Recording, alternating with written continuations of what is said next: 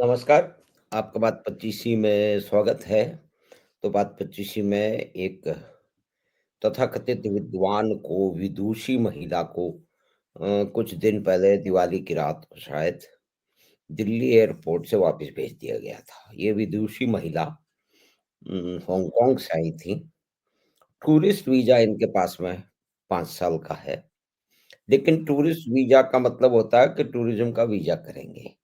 लेकिन ये मोहतरमा जो हैं वो रिसर्च करती रही हैं, कई तरह के आंदोलनों का हिस्सा बनती रही हैं। भारत में जितने भी जो देश विरोधी आंदोलन होते रहते हैं, वो सीएए पे भी उन्होंने अपना ज्ञान झाड़ दिया, एनआरसी पे भी डाल दिया, यानी कि कुल मिला के टुकड़े-टुकड़े गैंग के साथ में ये खड़ी रहती हैं। तो इनको सरकार ने इनके ऊपर नज़र रखी थी और इनको वापस भेज दिया। तो जैसे ही इनको भेजा, उस समय इन्होंने कहा कि मैं बात करती हूँ, आपकी हिम्मत कैसे हुई? तो इन्होंने कई फ़ोन घुमाए। तो देश की जो है वो जिसको कहते हैं कि जलाने यूनिवर्सिटी हैं और दूसरे हैं, उन्होंने उसको जो अपने पुराने साथियों से कहा, वो जलाने विश्वविद्यालय के छात्र रही हैं।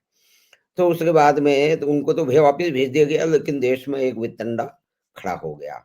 तो ये एक छद्म वितंडा है, यानी कि जो भी कुछ हो रहा है, उनका ये कहना है कि साहब साइंस एंड टेक्नोलॉजी में भी भारत जो है वो पीछे चला जाएगा। भारत की सरकार डर गई है, विद्वानों से डरती है वगैरह-वगैरह।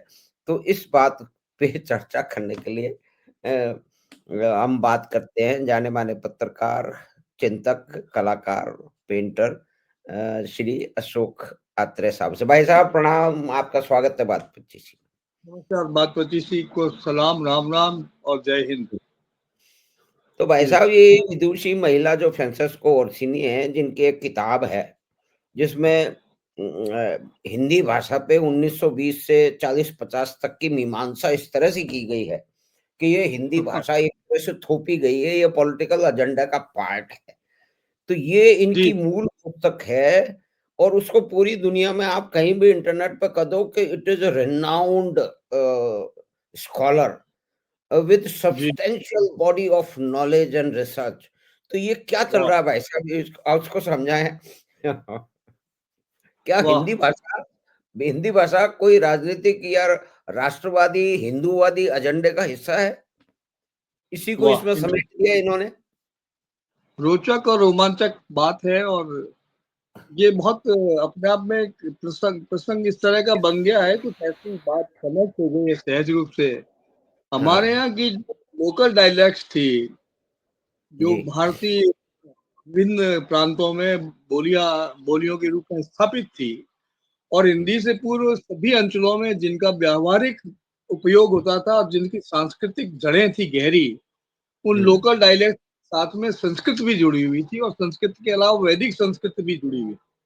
यानी जी, यदि हम बात करें कि गहरी जड़ों की बात करें, भारतीय संस्कृति की, समाज की बात करें, तो हुँ, हिंदी का संबंध न केवल इसके पूर्ववर्ती वैदिक भाषा तक चला गया है, इसके हुँ, अलावा इसका संबंध लोकल डायलेक्ट से भी गहरा जुड़ा हुआ है। और उसके अलावा अरेबिक और दूसरी भाषाएं, विश्व की जो बहुरूपी भाषाएं हैं, उनका भी योगदान हिंदी के साथ जुड़ा हुआ है, और हिंदी उन सबसे समृद्ध हुई है। और हुँ, अल्टीमेटली हिंदी आज विश्व की संस्कृत के बाद सबसे अधिक वैज्ञानिक भाषा के रूप में विश्व में ग्लोबली इसको एक्सेप्ट कर लिया गया है। और कंप्यूटर की टेक्निक से भी, एआई से भी हिंदी ने आज वो स्थान हासिल कर लिया है जो विश्व की बहुत सारी भाषाओं को प्राप्त नहीं है। इसका सबसे बड़ा प्रमाण तो ये कि हिंदी में जो वर्ण है वो इतने अधिक साइंटिफिक है। हिंदी चूंकि लिखी भी जाती है और बोली भी जाती है, तो दोनों स्तरों पर हिंदी का जो प्रयोग है वो सार्वभौमिक है, सार्वजनिक है, हुँ, वैश्विक है, अधुनातन और साइंटिफिक है। इस स्थिति में यदि हम डायलेक्ट की बात करें तो सौरसेनी भी एक डायलेक्ट है, मैथिली हुँ, डायलेक्ट है, राजस्थानी डायलेक्ट है, अरब दूसरी मैथिली के अलावा दूसरे सभी प्रांतों की अलग अलग, बंगाली की डायलेक्ट है, सबकी अपनी अपनी डायलेक्ट है। तो सौरसेनी की यदि बात करते हैं, जो कि एक पुरानी भाषा है, सौरसेनी के बाद अब हम देख रहे हैं और सिनी की तरफ। अब देखिए शहर सौरसेनी से, जो हुँ, भारत की एक लोकल डायलेक्ट थी, उस लोकल से फोकल की तरफ जा रहे हैं लोग। वो इसलिए जा रहे हैं कि जेएनयू वालों ने एक नया रास्ता बना दिया है लोकल से फोकल जाने की। एक तो सरकार ने बनाया है, इन्होंने अपना लोकल से फोकल रास्ता ही बनाया है कि सौर सिनी से और सिनी की तरफ जाने का रास्ता उनको वो हमें दिखा रहे हैं। और उस और सिनी की भाषा में जिसमें फ्रांसिस और सिनी भी शामिल है, लगता है एक जाना माना, एक जानी मानी, एक जानी माली सामूहिक रूप से, यानी सामूहिक संगठन को नहीं करें कहें या गिरोह कहें, ये सब मिलाकर के कुछ ऐसा प्रयोग किया जा रहा है या प्रयोगवाद का दौर चल रहा है, जिसको लेके हम सबको चिंतित होना चाहिए। और किसी कारण से यदि लीगली उस किसी तथाकथित विदुषी फ्रांसीसी ओर्सिनी की का यदि वीसा कैंसिल हुआ है, तो उसके कुछ वैलिड कारण ही है। और ये निश्चित रूप से जो इतर उनकी जो एक्टिविटीज रही हैं, जो हिंदी भाषा के अलावा सीए से जुड़ी हुई है, एनआरआई से जुड़ी हुई है, कश्मीर के मुद्दों से जुड़ी हुई है, दूसरे आंदोलनों से जुड़ी हुई है, जिसमें हिंदी का कोई लेना देना नहीं है, तो ये अपने आप में बहुत जाना माना वैलिड सवाल है कि इनके आने का उद्देश्य क्या है। और यदि इनको वापस लौटा दिया गया है पुनर्मुस को भव कह के, यदि इनको उनको अपना देश दे दिया गया है, तो इस पर हल्ला मचाने की जरूरत नहीं है, इसको रैशनली समझने की जरूरत है, बल्कि इसके बारे में खोज करने की जरूरत है कि रियलिटी क्या है। मेरे ख्याल में तथ्यपरक तरीके से इसकी जांच होनी चाहिए, और क्या हल्ला बोल राजनीति से यदि कुछ किया जाएगा तो उसको एक्सेप्ट नहीं किया जी भाई साहब, जाएगा। आपने बिल्कुल सही जो है वो विशेषण का उपयोग किया, हल्ला बोल। ये सारे के सारे जो है ना वो हल्ला बोल जो गिरोह है, उसी के सदस्य हैं। तो जिस तरह से इन्होंने मतलब इनको हिंदी का प्रकांड पंडित मान के प्रस्तुत किया जा रहा है, और ये जी हिंदी की भाषा के प्रसार-प्रसार की कितनी उथली और ओछी हाँ, किस्म की मीमांसा कर रहे हैं, तो उसपे हाँ। आप ज़रा-सा प्रकाश डालें भाई साहब। मतलब ये देखिए, क्या सीधी सी बात है, हिंदी के या संस्कृत के मूल या महान ग्रंथों की यदि बात करें, जिसमें क्षेत्रीय भाषा के ग्रंथ भी शामिल है, जी, संस्कृत भी शामिल है, तो जी, हम ये जानते हैं कि सबसे बड़ा उदाहरण तो हमें यदि वैश्विक विद्वानों की बात करें तो कामिल बुल्के की बात आती है, जो एक रशियन विद्वान थे। और जी, जर्मनी के विद्वान की बातें आती हैं, जिन्होंने संस्कृत का अनुवाद किया जर्मन भाषा में। इसके अलावा हमारे अपने देश में मैथिली शरण गुप्त, निराला, रामचंद्र शुक्ल, हजारी प्रसाद वाजपेयी वाजपेयी जैसे लोग हैं।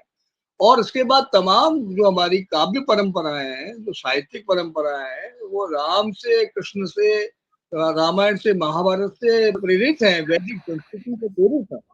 इस हुँ, सारी संदर्भों को देखते हुए यदि हम ये बात कहें तो एक बहुत तरीके से व्यवस्थित तरीके से जो अव्यवस्था फैलाई जा रही है, उसका कहीं कोई, और ये रोना रोजना हो रहा है, उसमें कुछ लिमिटेड लोग जिनका नाम अब सामने आया है और आ रहा है लगातार।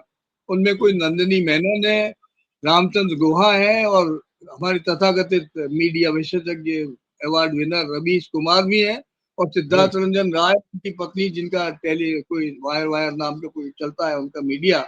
ये सारे हुँ, हुँ। लोग एक अजीब तरीके से सारे माहौल में सारी चीजों को एक अलग तरह से डाइवर्ट करने की कोशिश कर रहे हैं।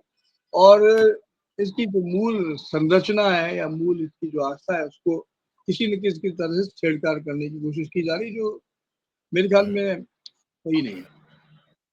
भाई साहब, राजस्थान के एक टीका टिप्पणीकार हैं, नाम जी। लेने की आवश्यकता नहीं। उन्होंने तो इन विदुषी महिला के प्रत्यार्पण को वापस भेज दिया। उनको मेगास्थनीज और ह्वेनसांग के साथ खड़ा कर दिया है। क्या मतलब बात है। मतलब कोई कोई लिमिट, कोई सीमा नहीं है कि कितनी विद्रूपता, कितनी एब्सर्डिटी के साथ में ये जो एक घटना हुई है, अभी उसमें सीधी-सी बात है भाई साहब, जैसा समझ में आया है कि पाकिस्तानी जी अभी देखिए रिसर्च वेद साहब। करने के लिए जी बोल। अलग वीज़ा चाहिए, उसकी जी परमिशन चाहिए। कौन-सा सब्जेक्ट है, मतलब उसका एक पूरा प्रोसीजर, स्टैंडर्ड ऑपरेटिंग प्रोसी अब ये यहाँ पे जो है इनकी ये पुराना इतिहास रहा है कि ये टूरिज़्म वीज़ा पे आती हैं और दुनिया भर की रिसर्च भी करती हैं, भाषण भी देती हैं, पॉलिटिकल स्टेटमेंट देती हैं, और भारत जी में जितनी भी छद्म प्रकार से फ़ॉल्ट लाइन को क्रिएट किया जा रहा है या कि उनको चौड़ा किया जा रहा है, या जो छोटी मोटी सी मंदी आग है, उसमें तेल डालने में इनका उपयोग किया जाता है। ये पूरा तंत्र जिसमें रवीश कुमार से लेके सिद्धार्थ वर्ष, राजन और ये जितने भी करण थापर और रामचंद्र गुहा टाइप के जितने भी ये वितंडाबाज हैं, ये वितंडाबाजों के लिए मतलब अभी बाजार खुल गया है। अब इन्होंने इसको पकड़ लिया है। लेकिन ये जो उथली इतनी भयंकर रूप से जो उथली मीमांसा हिंदी की गई है, तो इस पे हिंदी के तथाकथित विद्वान क्यों नाच रहे हैं? ये नोट पड़ा है। देखिए मतलब जो बात लोग बहुत लेखक हैं, ये जो हिंदी का प्रसार-प्रसार में हिंदीवादी अपने आप को मानते हैं, लेकिन प्रणाम नहीं करते, हमेशा शुक्रिया करते हैं और आदाब बोलते हैं। उन लोगों की मनस्थिति और उनका पॉलिटिकल जैसे ना कि एक बड़ा सिद्धांत था, क्या इनका नारा था, मैं नाम भूल गया हूँ, आपको याद होगा, तुम्हारी पॉलिटिक्स क्या है कामरेड? तो ये इन लोगों की पॉलिटिक्स क्या है? इसमें तो पॉलिटिक्स ही पॉलिटिक्स है। कोई लिटरेचर तो है नहीं, कोई इतिहास नहीं है, कोई रिसर्च नहीं है। It is a sure and politics simple activism, देख उस काइंड ऑफ एक्टिविज़्म। आपने बहुत अच्छा जिक्र किया और बहुत अच्छी जगह से आपने पकड़ा है। तुम्हारी पॉलिटिक्स क्या है कॉमरेड, ये मुक्ति बोध ने हाँ, ये बात मुक्ति कही बोध। थी।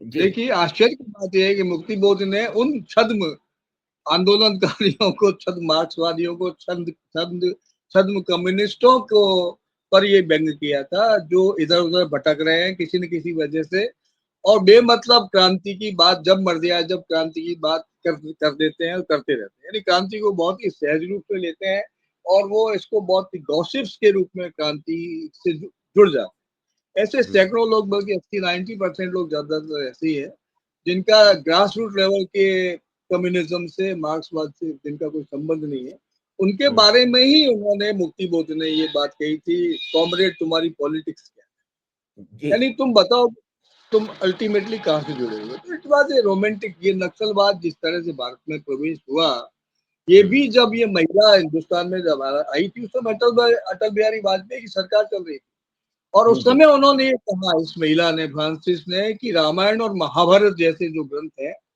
ये हाँ, हाँ, इनमें इनका जो सारा का सारा जो करेक्टर है, ये अमोरल है। हाँ, इमोरल, ये उन्होंने कहा है। जैसा कि हुँ, हमें मीडिया बताया है, मैंने उनका हाँ, स्टेटमेंट नहीं सुना है, न पढ़ा है, कि तो मीडिया में इस बात को बहुत प्रचारित किया जा रहा है और ये मेरे हुँ, ख्याल में निश्चित रूप से गलत नहीं होगा।